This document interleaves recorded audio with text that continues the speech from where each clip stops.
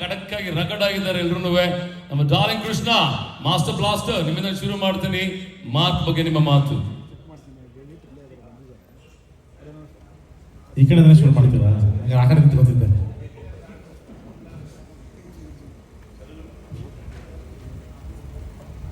Hello, ಎಲ್ರಿಗೂ ನಮಸ್ಕಾರ.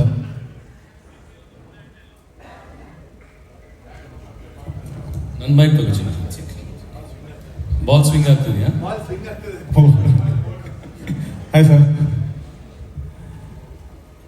Max pre release ಇವೆಂಟಲ್ಲಿ ನಾನು ಪ್ರಿಯಾಂಕಾಗೆ ಹೇಳ್ತಾ ಇದ್ದೆ, ವರ್ಷಕ್ಕೊಂದು ಸಿನಿಮಾ ಮಾಡೋಕ್ಕೆ ಹೇಳಿ, ಬೇಗ ಸಿನಿಮಾ ಮಾಡೋಕ್ಕೆ ಹೇಳಿ ಅಂತ. ಅದು ಇಷ್ಟು ಬೇಗ ಮಾಡ್ತಾರೆ ಅಂತ ಗೊತ್ತಿರಲಿಲ್ಲ.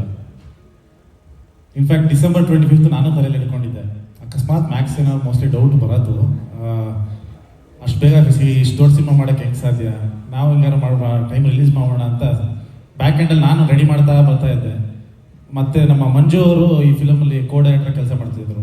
ವಾರಕ್ಕೊಂದ್ಸಲ ಕಾಲ್ ಮಾಡ್ತಾ ಇದ್ದೆ, ಬರ್ತೀರಾ ಅಯ್ಯೋ ಸರ್ ಶೂಟಿಂಗ್ ನಡೀತದೆ, ಒಂದು 30 ದಿನ ಅದೇ ಬಂದ್ಬಿಡ್ತೀವಿ ಅಂತ. ಅದು ಏನೋ 1.5-2 ತಿಂಗಳ ಹಿಂದೆ. 30 ದಿನ ಹಿಡ್ಕೊಂಡು ಹೆಂಗೆ ರಿಲೀಸ್ ಮಾಡ್ತೀರಾ, ಏನೋ ಬರಲ್ವೇನೋ ತಾಡೋ. ನಾನು ಆರಾರು ಅದು ಇದು ಎಲ್ಲ ನನ್ನ ಕೆಲಸಗಳು ಫಾಸ್ಟಾಗಿ ಮಾಡ್ತಾ ಇದ್ದೆ.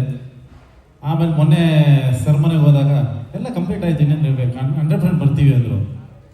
ನಾನು ಸರ್ ಇಷ್ಟು ಬೇಗ ಹೆಂಗೆ, ಅವಾಗ ಒಂದಷ್ಟು ಎಕ್ಸ್ಪ್ಲೇನ್ ಮಾಡಿದ್ರು ಹೆಂಗೆ ಮಾಡಿದ್ರು ಅಂತ.